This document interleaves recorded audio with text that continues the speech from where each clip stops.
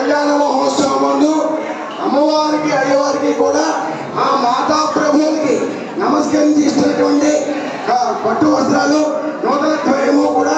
ఈ భక్తులందరూ కూడా ఈ 6 జంటలు వారందరూ కూడా బాబాకి అమ్మకి కూడా సమర్పిస్తున్నటువంటి పట్టు వస్త్రాలు వదిలేండి. దీర్ఘాయుష్మాన్లో